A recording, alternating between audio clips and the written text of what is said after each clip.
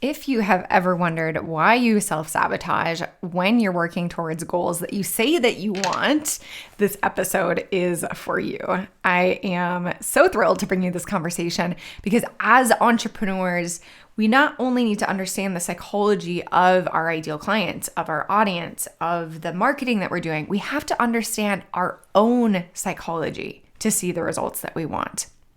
That's exactly what today's conversation is about. Welcome to the Brand Gravity Show, where we explore the intersection between branding and psychology. I'm your host, psychology-driven brand strategist, Kaye Putnam. My guest today is Carrie Veatch. She's the location-independent mindset coach who helps clients build lives of time, financial, and location freedom. Carrie uses neuroscience to teach clients to rewire their brains through mindset work, solution-based coaching, and nervous system regulation tools so that clients feel worthy of whatever it is that they desire. Let's get to our conversation. I understand that you help people with their mindset and their psychology when it comes to actually realizing the goals that they want. What's stopping us from achieving what we say that we want to achieve? Honestly, it's our subconscious programming. So it's really, really the things under the surface. And I focus a lot on the stories we tell ourselves. And kind of the analogy I use is like most of us are walking around in Groundhog Day because something didn't work out yesterday. We have a wound, we have a past story. And unconsciously, we're just repeating that because we think that is what we have to do over and over again. So it's so much about bringing the unconscious conscious, because without awareness, we can't even begin to change what's going on. Oh, I can't wait to dive in. What led you to this work? How did you know that this was happening beneath the surface? Long, twisty, windy road like many of us, but I got my master's in counseling pretty young. I was 25 or 26 when I graduated with my master's. And really the only reason I even went to school for therapy was because it was the only thing that I knew I wanted to do was help people. And I'd always been obsessed with how do we change? How do we create different lives? But back then I had a very victim mentality. I didn't really understand our brains. I had a lot of trauma. And I learned a lot of great skills. And I still now use a lot of my skills from getting my master's. But it's really just been in the last, 5 or 10 years as I have done a lot more internal work within myself. And I think there's a lot more awareness now. I think we are just able to get access to these tools in a way that we couldn't 10 years ago. So I kind of found the online coaching space back in 2017 or 2018. And that's when I really was like, okay, what is this about? And that's where it was just this intersection of my past of running a business before and psychology, and then intersecting those. Love it. We'll get into the how in just a moment, but I'd love to hear, do you have a favorite transformation story from yourself or a client just to show the power of possibility here? Yeah. So honestly, what my very first online client is one of my favorite stories, because when I first launched my business, I didn't talk about money. I didn't have anything in my marketing or how I presented myself or my business about money. I really was doing more life coaching, and I was focusing on a bit more of the trauma work. And my very first client, we just worked on her confidence, the stories, underlying fears, wounds. And she went from making $100 to $11,000 in 1 month. And I was like, okay, this stuff works. That's amazing. Amazing. I think we all, at least I'm generalizing here, but for those of us who have kind of been in this self-development entrepreneurship space, we have the awareness that we have stories. We kind of understand where they come from. How do we begin to shift or reprogram or change the stories that we're telling ourselves in our brain? So to me, the very first step is just observation, like the willingness to observe. You know, that saying, if you're familiar with be the gentle observer, is one of my absolute favorites, because we're always assigning meaning, right? Our brains are meaning making machines. And so if you can learn to just be objective about what's going on, like, I know we all have triggers. I've got a lot of them. All of my clients do. Like the goal is not to necessarily overcome all of them. It's really to just be kinder to ourselves, to notice the places where we have some stuff going on. And, like I just did a training last week and was talking to several clients about this. And really doing this work has allowed me to be so much kinder to myself in how I am because, and this was the phrase that so many people were like, ooh, and you're no less worthy of the kindness and support you give to guaranteed everyone else in your life, right? Like I work with a lot of moms, especially, and I love it because I'm like, you're a great parent. You're so kind. You're so aware of how to parent with these skills that probably you were not parented with. And yet you are no less deserving of that same level of kindness and care. And so that first step to me is always just awareness of like, how are you speaking to yourself? How are you internalizing the things that are happening around you? And can we begin to isolate what's going on of some of your trigger points and where you are maybe not being so nice or you're beating yourself up, which is very common, especially for women. Yes. Oh, so wise. So wise. I think it's easier when we create a little bit of that psychological distance between that voice in our head and the way that we regard it. Cause you're absolutely right. Like we treat our friends with love and care. We treat our partners, if we're partnered, our kids for sure.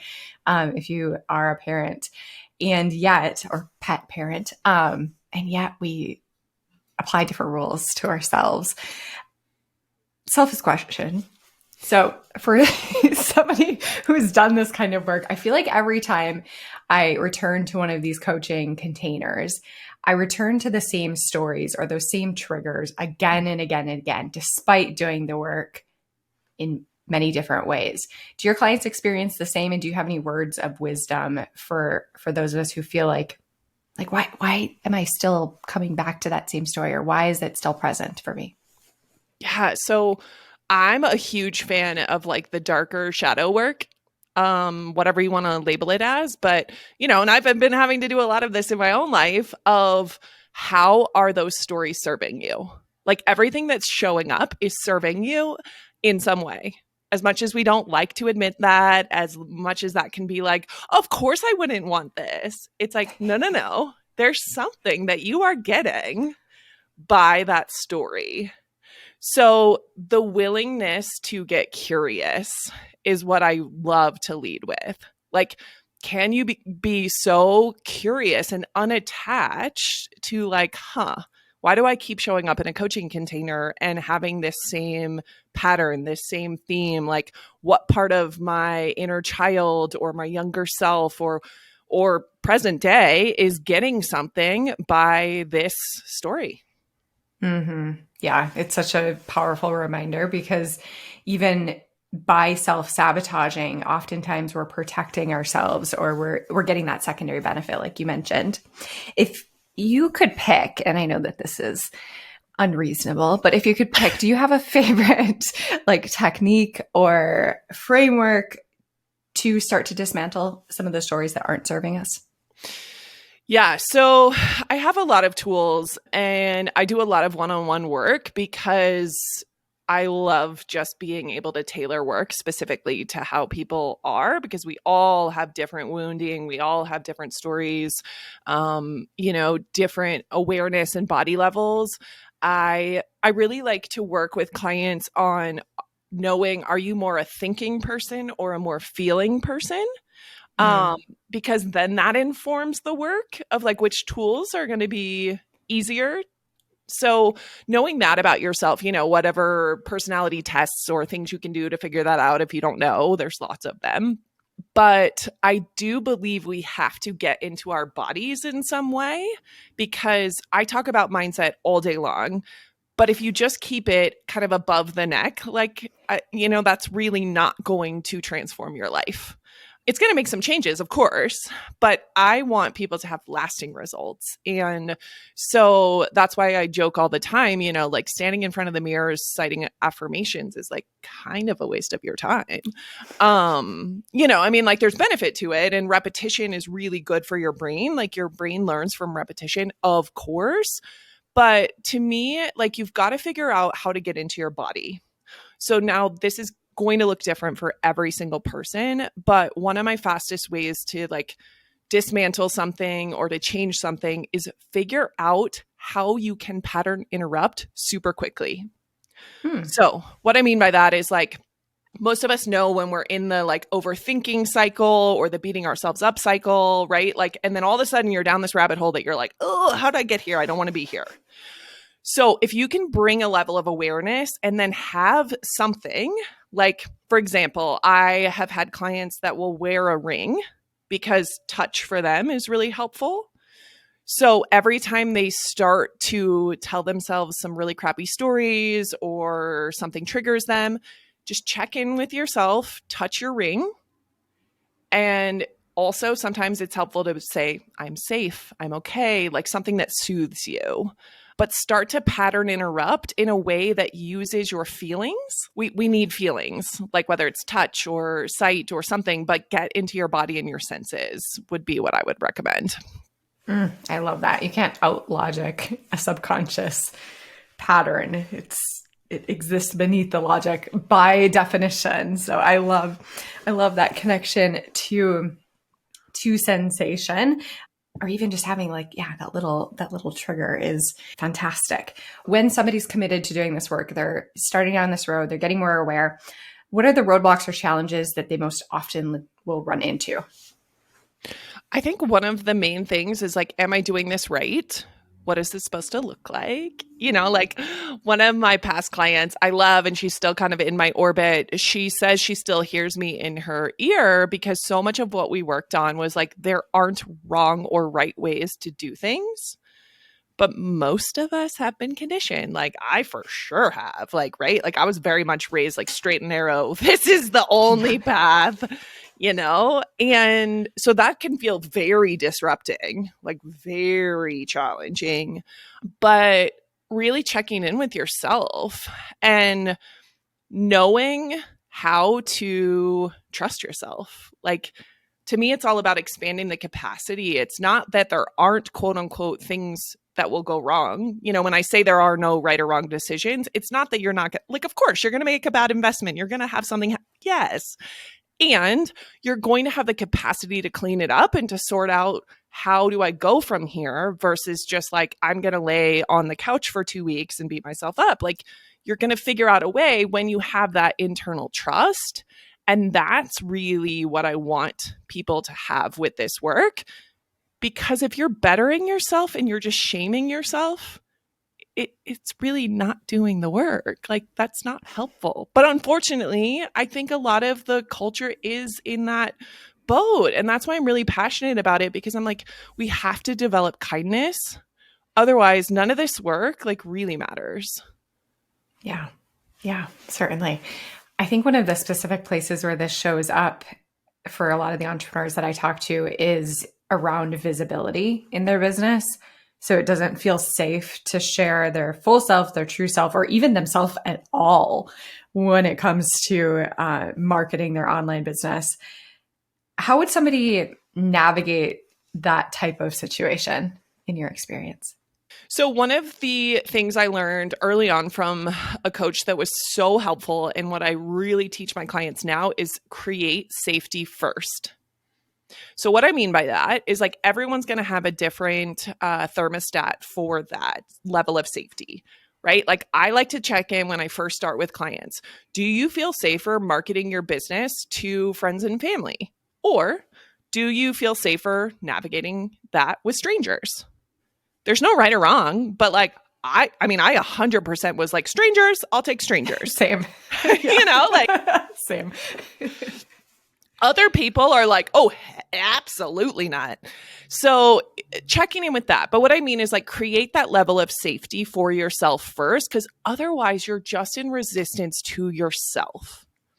So for just like a concrete example, when it comes to online business, for me personally, because I needed that level of safety, I was like, okay, I need a Facebook group that's closed.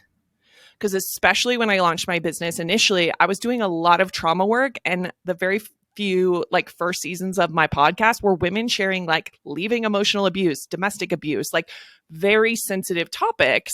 And so I needed that safety for myself and for them. So it was like, okay, I get to control who comes into the Facebook group, and it's not just like public on the internet for people to say whatever they want to say. We're going to get right back to the interview. For the next few seconds, I'm going to share with you my brand Clarity Collective and how it can help you grow your income and impact. If you're an entrepreneur who feels stuck or uncertain about what makes your brand stand out, then this is for you. The Brand Clarity Collective is a mastermind multiplied by mentorship. It's part online curriculum, part digital mastermind, and it's designed to help you get crystal clear brand clarity so you attract more perfect clients and grow your business. We have a thriving community of entrepreneurs who are all smart and driven. As a member of the collective, you get an all-access pass to all of my best branding courses, as well as access to our private community where you can connect with like-minded entrepreneurs and get feedback and support directly from me on our coaching calls. The Brand Clarity Collective is priced at just $297 per month, and after 6 months, you keep lifetime access to all of the courses. To learn more and to see if it's right for you, head over to my homepage at kayeputnam.com. There's a big section where you can click to learn more. I'll also include the link in the show notes wherever you are listening or watching. All right, let's get back. That's a great example. And it's such a good reminder that we get to step into this leadership role, or this role building our brands in the way that feels doable for us. And that, like you said, that capacity will stretch, or that capacity will increase over time. But you have to pay attention to where you're like actively self-sabotaging. I know so many entrepreneurs who will have the perfect social media strategy written down, but it never gets created. Like they will never sit in front of a camera because it just feels too vulnerable or unsafe. So yeah, I love that example so much. Your newest season of the podcast talks about the nervous system. Is that correct? Yes. Talk to us about what role that plays in our life and the importance of it, please. I think it's honestly one of the most underrated tools that you need as an entrepreneur. And I'm trained as a therapist. Like I knew these things, but I didn't. And so I tell the story of like, I hit my first 10K month and I spun out. Like I thought, I like went from 0 to 10K months pretty fast. And I was like, this is the holy grail, what everyone talks about, blah, blah, blah. Let me tell you, if you do not have a nervous system that is regulated, like you will not be able to repeat it. You will not be able to handle it. So as much as you might say, oh my gosh, my life would be so much better if I had an insert, whatever it is, 5K, 10K, 100K. I don't care the number, but you have to be able to regulate your body. So kind of selfishly, I did that season of the podcast because I was like, I want to learn even more and I want more people to have these tools. And so I was like, well, I'll just go find some experts and interview them because they do this work all the time, So it's really learning how to integrate into your body of a new level, whether that is money that we're talking about or a body, right? Like it's the same thing with fitness. Like let's say you were 200 pounds overweight and you lost that weight. You still have to learn how to integrate and shift your identity as someone who now is not overweight anymore. Like it can be a really, really big mind thing if you don't have that ability. Like you're just going to sabotage if you can't integrate. And it comes from learning how to regulate your nervous system. Oh, I'm making connections that I've never made before. What I'm hearing is, I'm hearing that we know that psychology shows us that congruence between our actions and our self-identity is really important. And if ever you put that out of balance, it sounds like your nervous system screams at you to get back into a congruence. So if you don't do that work to kind of like reset what your identity is, then like you said, with your first 10K month, it can be disorienting. What does it look like to have a regulated nervous system? For me, it's like really being able, again, it's that capacity, like that ability to not spin out, not react. It doesn't mean that you're not going to have those instincts or those thoughts or those feelings, because we just want to have the ability to pause. Like, to me, it's like the pause. Like, can you have something happen? Can you take a beat, breathe, whatever you need to do, and check in with yourself and remind yourself that you're safe, that you're okay, and still have a little bit more of like an even keel. So for me, like the whole goal of everything is like, we don't want to be on the roller coaster in any situation, right? Whether it's like income or emotions or health, like we all know that we need to either be like increasing a little bit over time or have like dips, so that we're more so on like a train track that, you know, occasionally is a little rocky because, you know, things happen, the wind. But in general, like, you know, you're going to get there and you're on a safe path. So it's really noticing how you feel. And this to me is hard. Like, I'm a deeply empathetic feeling person, but I'm very cognitive. Like, I am a thinker.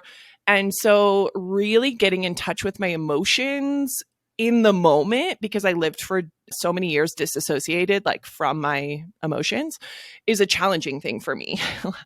And for a lot of people, I think, because if you're a perfectionist, if you're an overthinker, like you're like, oh, how do I even feel? Do I know?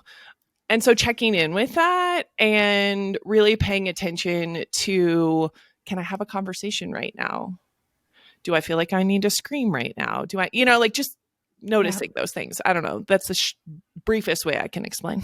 I can deeply resonate with being too much in my head. It's been my work over the last several years to figure out how to get down into my body too. And it's a work in progress all of the time. Like I'm still working at it, guys. Working out actually really helps me personally because it forces the brain to shut off, and then also being quiet, which is incredibly hard for my brain. I don't know if it is for yours as well, but can you give some examples of specific ways that we can create psychological or emotional safety in our day-to-day lives? I would picture or feel, again, depending if you're more like thinking or feeling, when do you feel the safest? Most of us have a place, an idea, a situation, whether that's curled up on your couch, whether that's a mountain house you go to every year with your family, you know, like something that you're just like, I feel as though nothing in the world can harm me when I'm either like physically in this location or doing this thing. That to me is a really great exercise of like knowing what that is and then checking in and going, can I practice that in my day-to-day life? So something I've really been working on is mental rehearsing or visualizing, whatever you want to call it, and then feeling in my body. Again, I'm not like the best at feeling, so I'm working on this as well. But everything we know, like Joe Dispenza's work is my favorite because everything we know is you have to create this within yourself first. And when you do this, like you literally will become a magnet to every single thing you want in your life. But it's that mental rehearsing and visualizing and then putting yourself in that feeling state so that you are never a victim to anything outside of yourself. So when you practice this, right, like with a safety, the reason I suggest pick a place or a situation is because most of us are like, oh yeah, I got it. I know where that is. So then you just have to bring that level of awareness and then you actually have to do it. Like I joke with clients all the time, like I can talk to you for an hour, but like you gotta go do this. Like I can't do it for you. I can't do your push-ups, right? Like I always use fitness analogies. Like I wish someone would do my push-ups at the gym every time that I have to do push-ups, but no one's going to do them for me. So true. So true. Oh yeah. I mean, it's similar to the start of our conversation. It's not something that you can just talk about and we can't just think about it. We actually have to embody and feel that sense of safety and cultivate it. So yes, such a powerful, powerful reminder. So you mentioned that you work a lot with one-on-one clients. What does that process typically look like? for you these days? Yeah, so it's so varied, right? It depends, and especially over the last few years, I've worked with newer entrepreneurs, seasoned entrepreneurs, like who've been in business for 15 years. And so what I love is just getting to know my clients of like, what do you want? And here's like the secret of someone who was a shy martyr for so many years is like, you have to be willing to admit what you want. It's scary, it's terrifying, it's vulnerable. But like, if you don't tell me or the world or whoever you're going to work with what you want, I can't help you. Like, we have to be willing to go there. So really it's getting clear on like, what do you actually want? And then sometimes right over the course of the process, like I generally work with clients for 6 to 12 months. And, I have a client right now where she's like, do I even want this business that I say I want? And that she's had for a really long time. It's easy to just go through the motions because something's working. But like, do you actually want that in this stage of your life? So I really start with what do you want? And then we look at all the patterns and things in the way. Because again, like we talked about, like the things showing up are serving something. And it's hard to admit.